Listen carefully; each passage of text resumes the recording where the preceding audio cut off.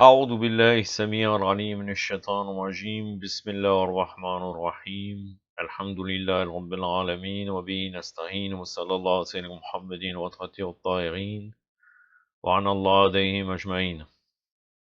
Le conseil de lecture numéro 17 concernant aujourd'hui un livre qui s'appelle Correspondance, qui est très connu, je pense que tout le monde le connaît, Muhajarat.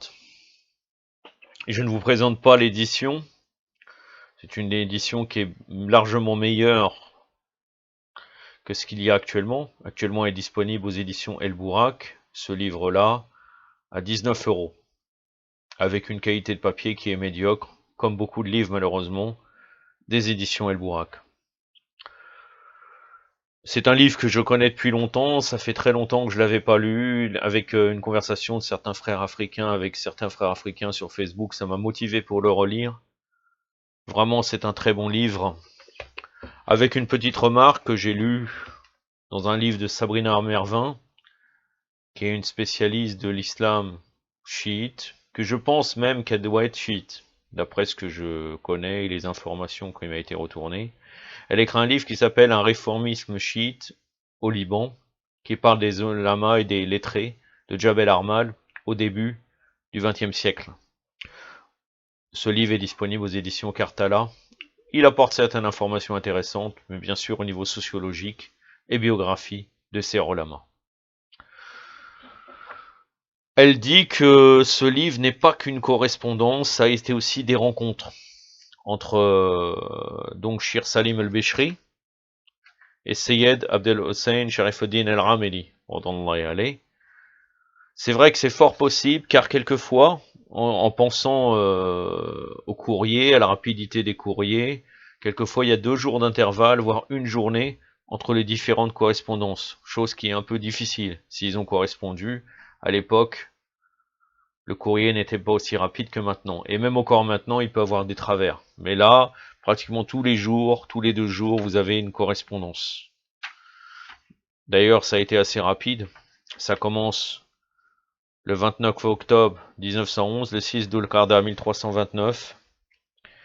Et ça termine le 2 Jamadi al-Awwal 1330.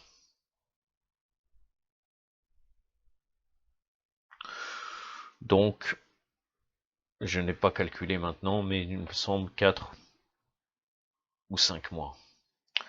On va calculer Dhul Qarda, donc Dhul Hijjah, Muharram, Safar, Muharram, Safar, et Jamadi el-Ola. Normalement, ça doit être ça. Donc 5 mois, à peu près. 5 à 6 mois.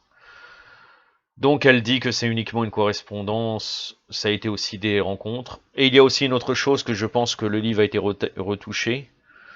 Car franchement, mis à part si le Shir Salim el-Beshri a été vraiment quelqu'un de trop ouvert, peut-être qu'à l'époque ça existait, c'est vrai que les gens de l'école d'El Hazar sont des gens qui aiment Ahlul Bayt. Il répond avec des formules vraiment magnifiques, comme s'il accepte tout. Sauf à peu près au milieu du livre, bien sûr, quand on touche à sa mère, Aïcha, et à d'autres sujets. Enfin, c'est un livre, ça ce n'est que des détails.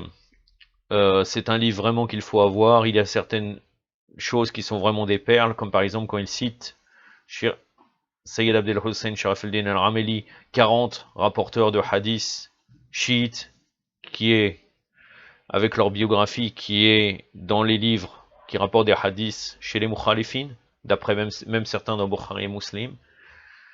Il y a 40 hadiths sur les vertus de l'imam Ali d'après Ahlul Bayt. Ça reste un livre vraiment très solide. Et il vous faut l'avoir, c'est vraiment important. Je mettrai en bas de cette vidéo, dans la description, le lien pour l'avoir en téléchargement gratuit du site La Porte du Savoir. J'ai rien d'autre à ajouter. Yaqtafi بهذا القدر وصلى الله على سيدنا محمد وعلى آله الطاهرين والسلام عليكم ورحمة الله